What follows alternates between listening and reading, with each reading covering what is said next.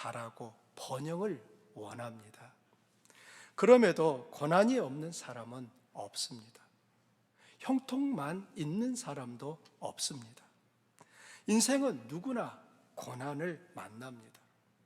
고난은 한 가지 모습이 아니라 다양한 모습으로 찾아옵니다. 때로는 몇 가지가 한꺼번에 겹쳐서 오기 때문에 그럴 때면 고난의 강도는 더욱 세집니다. 하나님이 우리를 사랑하시면 고난을 당할 때 즉시 건져주시고, 한 번 고난을 당했으면 마치 백신을 맞은 것처럼 다시는 안 당하게 해주셔야 할 것 같은데 그렇게 하지 않으십니다.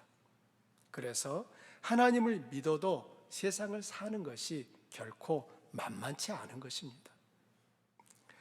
어떤 사람들은 고난을 보며 하나님은 없다고 하거나, 만일 있다면 하나님의 능력이 부족해서 고난의 문제를 해결하지 못하는 것이라고 생각합니다. 그런데 고난은 하나님이 쓰시는 수단이고 방법이라는 것을 아셔야 합니다. 그 방법이 아니고서는 자식을 사람 되게 만들 수 없기에 허락하시는 것입니다. 부모들은 자식을 키우는 게 그리 만만치 않은 일이라는 것을 알고 있습니다. 어느 부모나 자기 자식이 세상에서 제일 착하다고 생각하는데 저도 마찬가지입니다. 별로 말썽을 부리지 않고 부모에게 공경하고 또 공경하는 아이들이지만은 아이들에게 성질을 낼 때가 있습니다. 어떤 때죠? 마음에 안 드는 부분이 있기 때문이에요. 저렇게 내버려두면 망칠 것 같다는 생각이 들면 어떻게 해서든 고쳐주려고 합니다. 때론 그것 때문에 다투게 됩니다. 두 녀석 다 대학에 간 후에는 더 이상 다투지 않습니다. 우선은 눈에 보이지 않으니까 신경 쓸 일이 없어서이고요. 이제는 자기 스스로 결정할 만큼 성장하고 자랐기 때문에 가급적 내버려 둡니다. 부모에게 참으로 힘들고 눈물 나는 일은 자식이 고난 당할 때입니다. 자식이 아파하고 힘들어하고 괴로워하는 것을 보면 부모는 마음이 미어집니다. 차라리 내가 내 대신 고난 당할 테니 너는 편하게 살아라 하는 것이 부모의 공통된 마음입니다. 부모가 이런 마음을 가지고 있음에도 불구하고 자식의 고난을 지켜볼 수밖에 없을 때가 있어요. 어떻게 해줄 힘이, 능력이 없어서입니다. 그럴 때면 부모는 가슴을 치며 자식에게 큰 힘과 도움이 못 되는 자신의 못남을 탓하며 괴로워합니다. 믿음이 없는 부모들은 쓴 소주를 마시며 그 괴로움을 잠시라도 잊으려 하고, 믿음이 있는 부모들은 자식을 위해 하나님께 떼를 쓰며 도와달라고 살려달라고 울부짖습니다. 어느 쪽이 더 좋다는 것을 말하는 것이 아닙니다. 자식 때문에 아파하는 부모의 마음은 똑같다는 말입니다. 그런데 자식을 키우다 보면 해줄 힘과 능력이 있어도 마치 해줄 힘과 능력이 없는 것처럼 가만히 지켜봐야 할 때가 있습니다. 훈련할 때입니다. 자식이 원하는 대로 다 해주고 자식이 원할 때마다 즉시 해결해주면 자식을 망치게 됩니다. 한마디로 버릇없는 자식, 되먹지 못한 자식을 만듭니다. 자식을 사랑해서 한 일이 도리어 자식을 망치는 원인이 되기에 사랑은 지혜가 필요합니다. 모두 다 예스도 안 되고 모두 다 노도 안 됩니다. 예스 할 때와 노 할 때를 알고 그 시기를 분별하는 것이 지혜입니다. 여러분은 세상의 끝이라고 하는 남극과 북극을 아실 텐데요. 남극과 북극 중에서 어느 곳이 더 추울까요?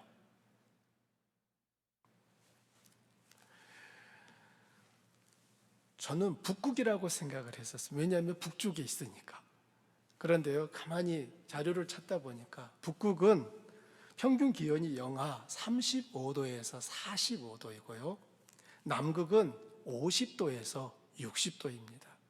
관측된 기록에 따르면 남극은 따뜻할 때의 기온이 영하 30도이고 가장 추울 때는 89도였다고 합니다. 여러분, 영하 89도면 어떤 상태가 될까요?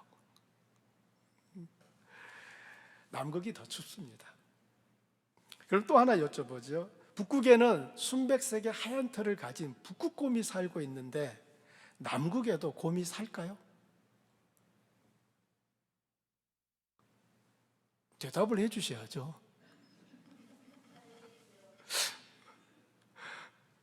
놀랍게도 남극에는 곰이 없습니다.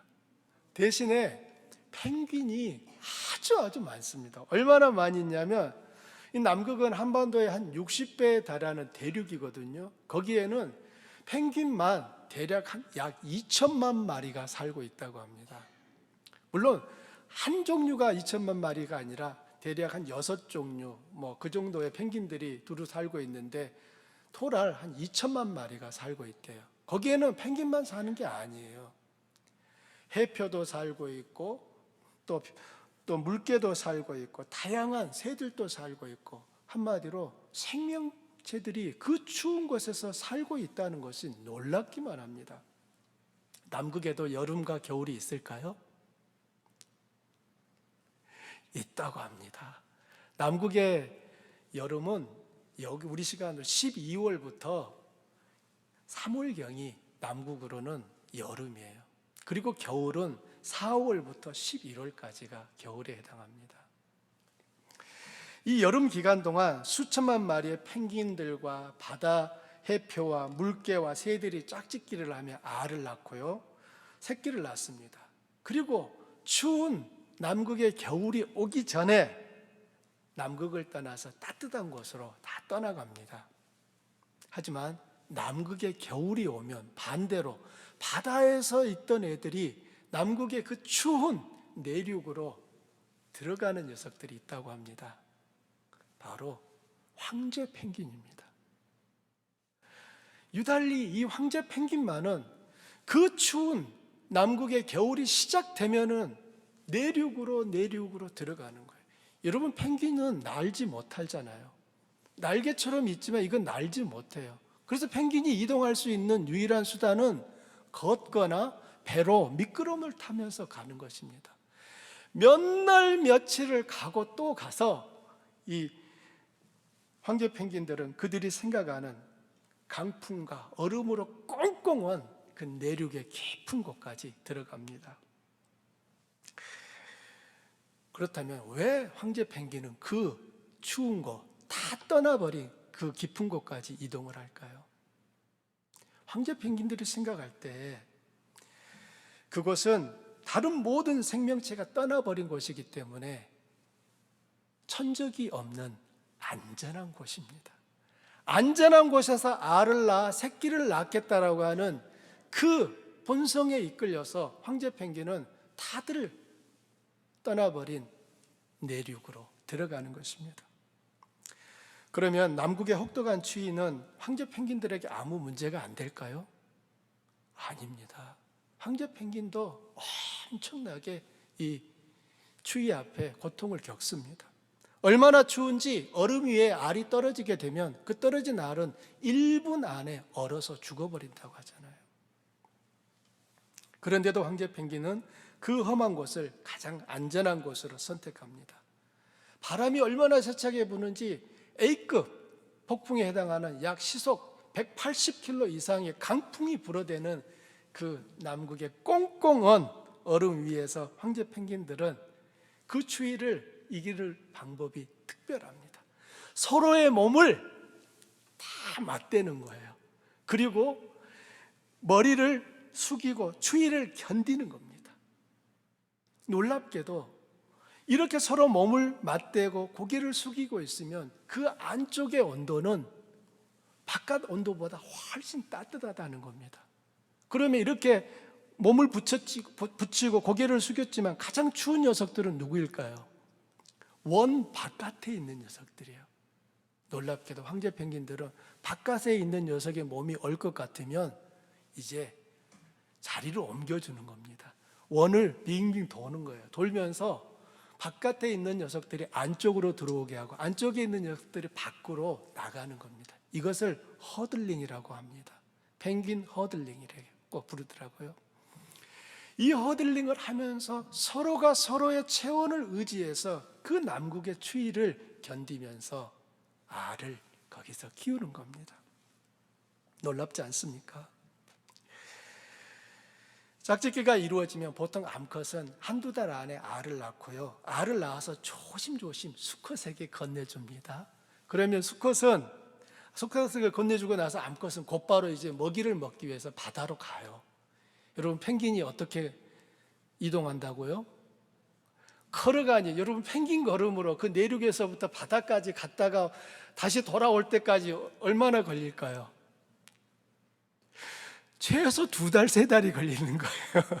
알을 낳아주고 갔다 돌아오는데 2달에서 3달이 걸리는 그 동안 황제 펭귄 수컷은 받은 알을 발등 위에 올려놓고 배 쪽 아래에는 또 부드러운데 맨 아래쪽에 보면 피부만 있는 지역이 있대요. 그 일명 육아 주머니라고 부릅니다.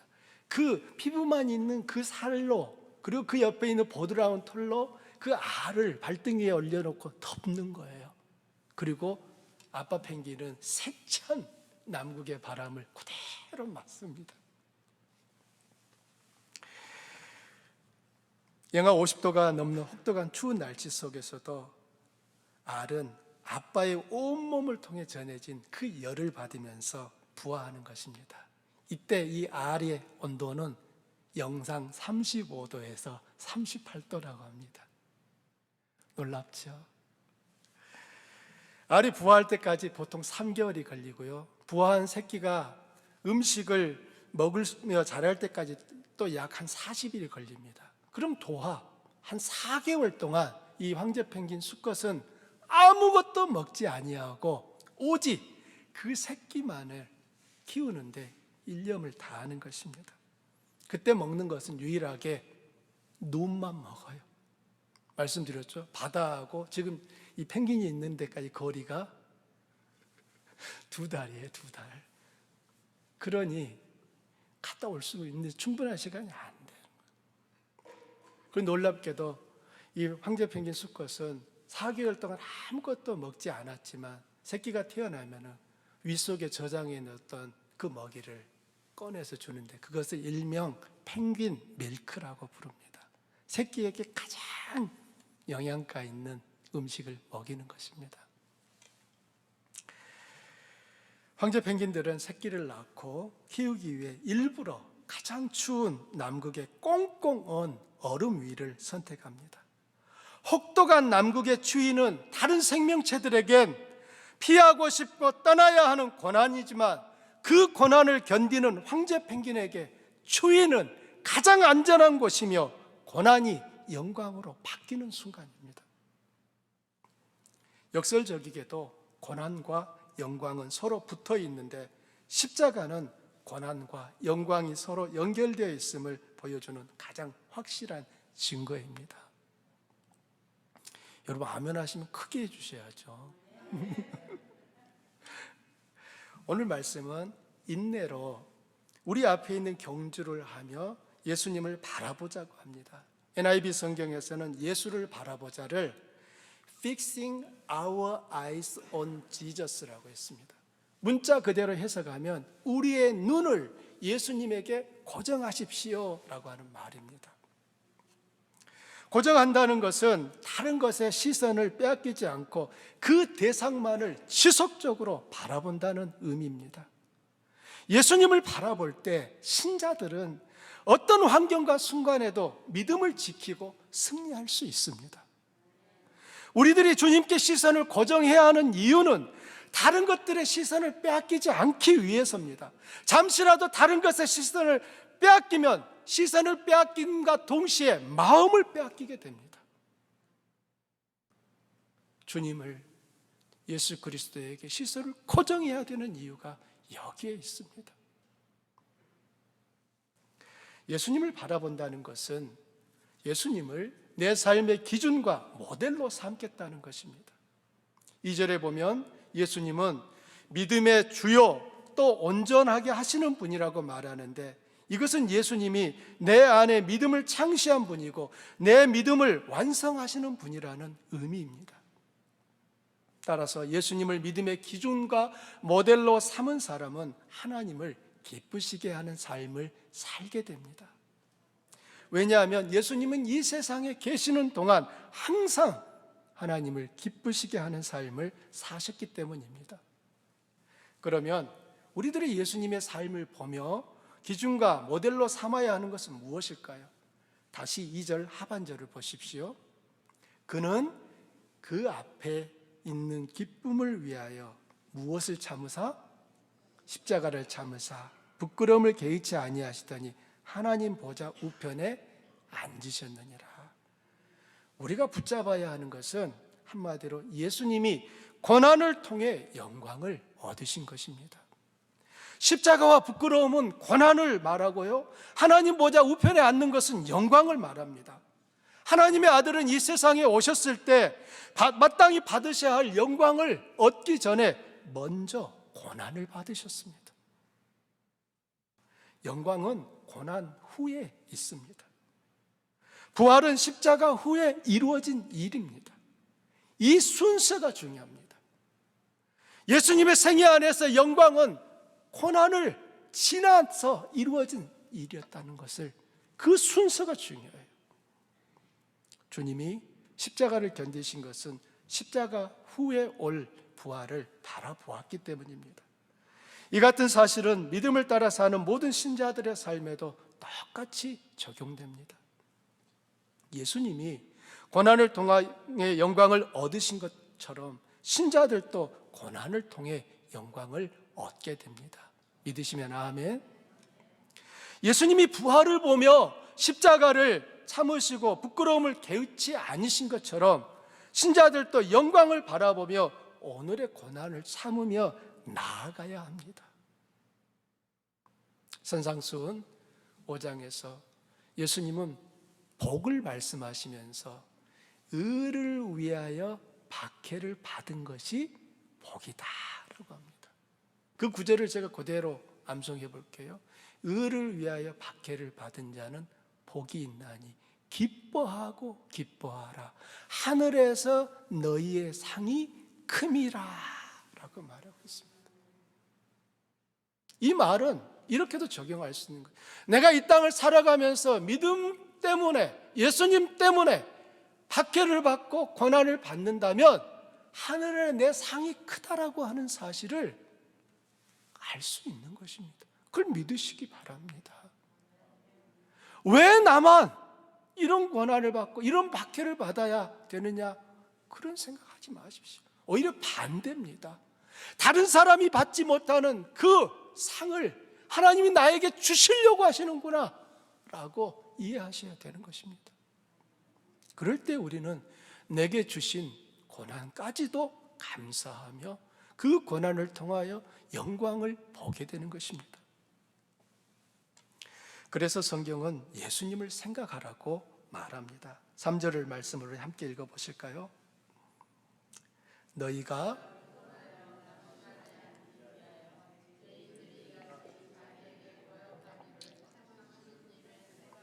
생각하라. 여기서 생각하라는 말은 잠깐 생각한다는 것이 아니라 신중하게 곰곰이 생각한다는 의미입니다. 내게 닥친 일들을 통해 주님이 겪으신 일들을 신중하게 생각하는 것입니다. 내 문제를 주님 안에서 곰곰이 생각할 때 우리는 피곤하거나 낙심에 빠지지 않고 내 앞에 주어진 믿음의 경주를 끝까지 완주하게 됩니다. 고난은 단순히 고통이 아닙니다. 고난은 하나님이 자기 백성을 거룩하게 만드시는 영광로입니다. 왜 고난이 왔는지, 고난의 정확한 이유를 아는 것은 그리 간단한 일이 아닙니다. 하지만 고난을 통해 하나님이 신자 안에 이루고자 하는 뜻은 언제나 같습니다. 거룩함입니다. 고난이 오면 놀라고 당황합니다. 어서 오십시오 라고 하는 사람이 몇 명이나 되겠습니까? 뜨거워하죠. 그리고 그 원인이 무엇인지 생각합니다. 자기 안에 하나님의 기대와 다른 어떤 모습이 있는지 살펴봅니다. 신자는 고난 때문에 하나님께로 더 가까이 나아갑니다. 진짜 신자는 고난 때문에 하나님께로 더 가까이 나아가요. 이에 대해 C.S. 루이스는 고통은 귀먹은 세상을 불러 깨우는 하나님의 메가폰입니다 라고 말합니다. 고통은 귀먹은 세상을 불러 깨우는 하나님의 메가폰이다. 메가폰의 큰 소리가 들리면 사람들은 하던 일을 멈추고 그 소리에 귀를 기울이듯이 고난은 사람의 완고한 마음을 누그러뜨리고 하나님을 바라보게 합니다. C.S. 루이스는 평생 독신으로 살다가 나이 50이 되어 늦음하게 결혼을 했습니다. 마음을 다해 사랑했던 아내 조이가 먼저 죽습니다. 그리고 나서 그가 썼던 책이 헤아려 본 슬픔이라고 하는 책을 씁니다. 그 책에서 루이스는 자신이 경험한 고난에 대해 말을 하는데 우리를 당황하게 하는 부분이 있어요. 오늘 바로 이 부분입니다. 하나님은 어디 계시는가? 다른 모든 도움이 헛되고 절박하여 하나님께 다가가면 무엇을 얻는가? 면전에서 쾅 하고 닫히는 문, 안에서 빗장을 지르고 또 지르는 소리, 그러고 나서는 침묵. 돌아서는 게 더 낫다. 오래 기다릴수록 침묵만 뼈저리게 느낄 뿐 창문에는 불빛 한 점 없다. 빈집인지도 모른다. 왜 그분은 우리가 번성할 때는 사령관처럼 군림하시다가 환난의 때에는 이토록 도움 주시는데 인색한 것인가? 믿음의 거장 루이스도 깊은 고난 앞에서 고난당하는 성도들이 종종 말하는 것처럼 하나님이 마치 문을 걸어 잠그고 외면하는 것 같았다고 고백을 하고 있습니다. 우리가 고난을 당할 때 하나님을 향하여 원망도 나오고 불평도 나오고 나를 버리신 것 같은 섭섭함도 있고 하는 것이 자연스러운 현상이라는 것입니다. 자연스러운 일이라는 거예요. 루이스는 그 슬픔에서 조금씩 회복되면서 다시 그가 예전에 가졌던 믿음과 생각을 회복하고 나아갑니다. 큰 고난을 직접 겪은 루이스는 그 고난을 통해 이전에 경험해보지 못했던 완전히 다른 세계를 볼 수 있게 되었습니다. 고난은 참 싫은 것이지만 고난을 통해 우리는 더 크고 영원한 것을 깨닫게 됩니다. 하나님은 우리가 거룩해지도록 고난을 사용하십니다. 다시 말씀드립니다. 하나님은 우리가 거룩해지도록 고난을 사용하십니다. 하나님이 우리에게 고난을 허락하시는 것은 우리가 그분의 자녀이기 때문입니다. 5절부터 8절을 여러분 다시 읽어봅니다. 또 아들들에게 권하는 것 같이 너희에게 권면하신 말씀도 잊었도다. 일렀으되 내 아들아 주의 징계하심을 경히 여기지 말며 그에게 꾸지람을 받을 때 낙심하지 말라. 주께서 그 사랑하시는 자를 징계하시고 그가 받아들이시는 아들마다 채찍질하심이라 하였으니 너희가 참음은 징계를 받기 위함이라. 하나님의 아들과 같이 너희를 대우하시나니 어찌 아버지가 징계하지 않는 아들이 있으리요. 징계는 다 받는 것이거늘 너희에게 없으면 사생자요 친아들이 아니니라. 여기서 징계는 다른 말로 훈련이고 훈련은 고난입니다. 왜 훈련이 고난일까요? 훈련은 기대하는 목표가 있습니다. 그래서 목표에 도달하기 전에는 훈련은 결코 끝나지 않습니다. 오늘 해서 안 되면 내일 하고요. 내일 또 안 되면 그 다음 날도 계속되기 때문에 훈련받는 사람 입장에서는 훈련은 고난인 것입니다. 그런데 하나님이 지금 누구를 훈련하시는가를 보십시오. 자기 아들입니다. 하나님은 자기 아들이기에 훈련하십니다. 나는 내가 그렇게 사는 거 못 본다. 나는 내가 이렇게 살기를 바란다가 훈련하는 이유입니다. 훈련이 시작되면 힘이 듭니다. 고통스럽습니다. 심하면 죽고 싶은 생각도 듭니다. 그래서 철딱선이 없는 자식들은 하나님을 원망하고 낙심합니다. 하나님의 본심을 모르기 때문입니다. 하나님이 고난을 허락하시는 것은 죽이기 위함이 아니라 살리기 위함임을 기억해야 합니다. 만일 죽이려고 하셨다면 그냥 죽이시면 됩니다. 굳이 온갖 원망과 불평을 드리며 그렇게 하시지 않아도 됩니다. 말씀을 묵상하며 우리 하나님은 참 자상하시다는 생각을 했습니다. 회초리를 드시면서도 자식이 오해하고 뛰쳐나가 죽을까 봐 하나하나 미리 말씀하십니다. 5절 보면은 내 아들아 주의 징계하심을 경히 여기지 말며, 5절과 6절이에요. 그에게 꾸지람을 받을 때 낙심하지 말라. 주께서 그 사랑하시는 자를 징계하시고 그가 받아들이시는 아들마다 책짓질 하심이라. 이것은 어디에 있는 말씀이냐면 잠언 3장 11절과 12절에 있는 말씀입니다. 히브리서 기자는 지금 구약의 말씀을 인용해서 신약 시대를 살고 있는 고난당하는 성도들에게 위로하고 권면하고 있는 것입니다. 뭐라고 권면합니까? 7절과 8절입니다. 너희가 참음은 징계를 받기 위함이라. 하나님의 아들과 같이 너희를 대우하시나니 어찌 아버지가 징계하지 않는 아들이 있으리요. 징계는 다 받는 것이거늘 너희에게 없으면 사생자여 친아들이 아니니라.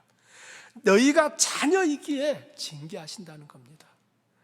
바꿔 말하면 징계는 너희가 자녀라는 표식입니다.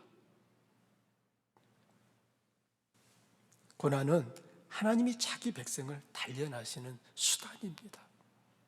시편 119편 71절에서 시인은 고난당한 것이 내게 유익이라 이로 말미암아, 여기서 이로 말미암아는 고난으로 말미암아 내가 주의 율례들을 배우게 되었나이다 라고 말합니다. 이 시인은 고난당한 것이 자기에게 유익이 되었다고 합니다. 이렇게 말하는 이유는 고난으로 말미암아 내가 주의 율례들을 배우게 되었기 때문입니다. 주의 율례들을 배우게 되었다는 의미가 뭐죠? 주의 백성, 주의 자녀답게 되었다는 것입니다. 이전에는 하나님의 백성이면서 하나님의 자녀이면서도 그렇게 살지 않았는데 고난을 통하여 비로소 내가 하나님의 자녀답게 백성답게 되었습니다. 이 말을 주의 율례를 배우게 되었습니다 라고 말하는 것입니다. 결코 쉽지 않은 고백이지만 참 신자라면 마땅히 해야 할 고백입니다. 성경 중에 고난을 통해 자기 백성을 단련하시는 하나님의 모습을 잘 그리고 있는 성경이 출애굽기입니다. 이스라엘 백성들은 애굽에 살고 있었습니다. 애굽에 사는 동안은 비록 노예였지만 먹고 사는 데 있어서는 별 문제가 없었어요. 애굽은 워낙 풍요로운 땅이었습니다. 창세기 13장 10절에 보면 여호와의 동산 같고 애굽 땅과 같았다라는 표현이 나오는데 애굽이 얼마나 풍요로운 것이었으면 에덴 동산과 애굽을 동격으로 놓을까요? 애굽에 비해 하나님이 약속하신 가나안 땅은 자주 기근과 가뭄이 드는 살기에 척박한 땅이었습니다. 하나님의 약속을 믿고 가나안 땅에 들어온 아브라함이 그 땅을 버리고 애굽으로 내려갔던 원인은 심한 기근 때문이었습니다. 창세기 12장에 있는 말씀입니다. 함께 읽어볼까요? 그 땅에 기근이 들었으므로 아브라함이 애굽에 거류하려고 그리로 내려갔으니 이는 그 땅에 기근이 심하였음이라. 하나님이 주신 약속하신 그 가나안 땅에 들어와 봤더니 그 땅은 기근 때문에 살기가 너무나 힘든 땅이에요. 그래서 아브라함이 어디를 생각했습니까? 애굽을 생각하고 내려갔다는 겁니다. 아브라함의 아들 이삭도 가나안을 버리고 애굽 땅으로 내려가려고 했는데 그 이유가 심한 흉년 때문이었습니다. 창세기 26장에서 하는 말입니다. 아브라함 때 첫 흉년이 들었더니 그 땅에 또 흉년이 들매 이삭이 그랄로 가서 블레사당 아비멜렉에게 이르렀더니 여호와께서 이삭에게 나타나 이르시되 애굽으로 내려가지 말고 내가 내게 지시하는 땅에 거주하라. 아브라함의 아들 이삭 때 또 그 땅은 엄청난 흉년으로 살 수 없는 것이 되었습니다. 그러자 이삭이 그랄까지 이동을 했고 그랄에서 애굽으로 내려가려고 생각을 하고 있는데 하나님이 뭐라고요? 애굽으로 가지 마라. 그냥 너 여기 머물러라 라고 하신 겁니다. 애굽은 아브라함도 이삭도 기근과 흉년을 피하기에 적합한 곳으로 생각했던 것입니다. 하지만 하나님의 생각은 달랐습니다. 하나님의 백성이 머물러야 하는 곳은 애굽이 아니라 가나안이라고 거듭 말씀하십니다. 하나님은 모세를 보내요 애굽에 살고 있는 이스라엘 백성들을 이끌어내십니다. 이스라엘 백성이 애굽을 떠나려 하지 않을 것을 아셨기에 하나님은 바로의 마음을 강팍하고 완악하게 하셔서 이스라엘이 떠날 수밖에 없도록 만드셨습니다. 애굽에서 나온 이스라엘 백성이 처음 맞닥뜨린 것은 무엇입니까? 홍해입니다. 홍해는 인간적인 방식으로는 도무지 건널 수 없는 엄청나게 큰 바다입니다. 그런데 하나님이 홍해를 가르시고 마른 땅이 되게 하셔서 건너갑니다. 구원 역사에서 애굽은 죄악된 세상을 상징하고 홍해는 구원을, 가나안은 천국을 상징합니다. 이스라엘이 하나님의 초자연적인 능력으로 홍해를 건넌 사건은 우리들이 알고 있듯이 우리가 얻은 구원 역시 우리의 힘과 노력이 아닌 하나님의 은혜로 이루어진 사건임을 보여주는 것입니다. 하나님은 이스라엘이 홍해를 건넜다고 곧바로 가나안에 들어가게 하지 않았습니다. 홍해를 건넌 이스라엘 백성들을 기다리고 있는 것은 아득한 광야였습니다. 이스라엘은 가나안에 들어가려면 반드시 광야를 통과해야 했습니다.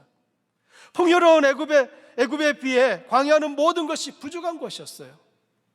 마실 물도 없고 배불리 먹을 양식도 없었습니다. 이스라엘에게 광야는 남극의 추위와 같은 곳입니다. 시련이고 고통입니다. 할 수만 있다면 피하고 싶은 고난입니다. 그러나 광야를 지나지 않으면 가나안에 도달할 수 없습니다. 전능한 하나님은 이스라엘 백성을 광야 없이도 가나안으로 데려가실 수 있었을 텐데 그렇게 하지 않으셨습니다. 이스라엘이 광야를 지나갔다는 것은 우리들 또한 반드시 광야를 지나가야 한다는 의미입니다. 우리에게 광야는 어디일까요? 내가 서 있는 곳이 광야입니다. 내게 닥친 고난이 광야입니다. 하나님의 백성은 단 한 사람도 예외 없이 애굽에서 나와 가나안까지 가려면 광야를 통과해야만 하는 것입니다. 앞서 말씀드렸듯이 우리는 고난의 원인을 다 알지 못합니다.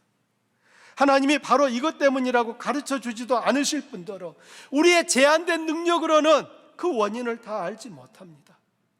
그래서 우리는 하나님의 말씀을 늘 가까이 두고 묵상함으로 우리가 가는 길을 살피고 분별해야 합니다. 성경은 고난의 원인을 크게 죄 때문이라고 말씀할 때도 있고요, 죄 때문이 아니라 하나님의 영광을 나타내기 위함이라고 말씀할 때도 있습니다. 먼저 죄와 고난이 서로 연결되어 있음을 보여주는 말씀은 중풍병자의 치유 사건입니다. 예수님의 친구들에 의해 들것에 실려온 중풍병자에게 내 죄가 사함을 받았느니라 라고 말씀합니다. 또 베데스다 목가에 누워 38년 된 병자에게도 내가 나았으니 다시는 더 심한 것이 생기지 않게 죄를 범하지 말라고 말씀하셨습니다. 구약의 사사기에는 이스라엘 백성이 하나님을 떠나고 우상을 가까이 할 때마다 하나님은 어김없이 이방 나라를 들어서 이스라엘을 침략하게 하십니다. 이스라엘은 결코 하나님을 완전하게 잊은 적도 없었고요, 하나님을 떠난 적도 없습니다. 하지만 하나님은 이스라엘이 하나님과 우상을 함께 섬기는 것을 불신앙이라고 보셨습니다. 두 번째는 주님은 모든 고난이 죄 때문이라는 생각에 동의하지 않으셨습니다. 나면서부터 앞을 보지 못한 시각장애인을 보면서 제자들이 선생님, 이 사람이 죄인으로, 이 사람이 맹인으로 난 것이 누구의 죄 때문이냐고 물었을 때 주님은 제자들에게 이 사람이나 그 부모의 죄로 인한 것이 아니라 그에게서 하나님이 하시는 일을 나타내고자 하심이라고 대답하셨습니다. 이와 같이 각 사람마다 고난이 오는 이유는 다를 수 있습니다. 그러나 고난이 왔을 때 신자가 취할 행동은 가던 길을 멈추고 눈을 들어 하나님을 바라보는 것은 똑같습니다. 하나님께 기도하고 회개하고 성경을 읽으며 그 고난을 통해 하나님이 말씀하시는 것을 들어야 그 고난이 우리에게 유익이 되는 것입니다. 합동신학대학원의 교수님이셨고 남포교회 원로 목사셨던 박영선 목사님은 고난을 당할 때 이렇게 이기라고 권면합니다. 자기 인생에서 도망갈 데가 없다는 걸 인정하셔야 합니다. 괴로워하세요. 비명을 질러야죠. 그것밖에 할 게 없거든요. 비명을 지르는 이유는 죽지 않고 견디겠다는 표시입니다. 울면 죽지 않습니다. 죽게 되면 웃습니다. 모든 걸 포기하죠. 운다든가 비명을 지른다든가 괴로워한다는 건 견디는 겁니다. 그런데 그것을 전부 망한 것으로, 소용없는 것으로 생각해서 스스로가 자신을 더 죽입니다. 그러지 마십시오. 거의 수동적으로 끌려가셔야 합니다. 우리가 하는 일보다 하나님이 우리에게 하시는 일이 더 많습니다. 나이 80이 되신 목사님이 자기 삶을 쭉 돌아보면서 자기 삶에 닥쳤던 고난, 성도들에게 닥쳤던 고난, 이 문제들을 쭉 바라보면서 그가 남긴 아주 훌륭한 고언이라고 저는 생각합니다. 고난이 왔을 때 우리 역시 이렇게 해야 된다고 생각합니다. 울어야죠. 아파해야죠. 신음해야죠. 기도해야죠. 그런데 그 시간들이 쓸데없는 게 아니라는 거예요. 그 시간이 그 고난을 견디고 있다라고 하는 증거입니다. 고난은 때 우리가 할 수 있는 일은 많지 않아요. 기껏해야 기쁜 탄식과 눈물이 전부입니다. 그 시간이 우리에게 필요해서 주어졌다는 것을 인정하셔야 합니다. 그리고 그 고난이 우리를 어디로 이끌어 가는지 눈을 부릅뜨고 지켜보셔야 합니다. 본문 9절과 10절, 11절은 고난이 신자에게 주는 유익이 무엇인지를 말합니다. 함께 읽어보실까요? 또 우리 육신의 아버지가 우리를 징계하여도 공경하였거든 하물며 모든 영의 아버지께서 더욱 복종하며 살려 하지 않겠느냐. 그들은 잠시 자기의 뜻대로 우리를 징계하였거니와 오직 하나님은 우리의 유익을 위하여 그의 거룩하심에 참여하게 하시느니라. 무릇 징계가 당시에는 즐거워 보이지 않고 슬퍼 보이나 후에 그로 말미암아 연단받은 자들은 의와 평강의 열매를 맺느니라. 아멘. 하나님은 우리의 유익을 위하여 징계하시고 그 고난을 통해 거룩함에 이르게 하십니다. 참된 의와 평강을 맛보게 하십니다.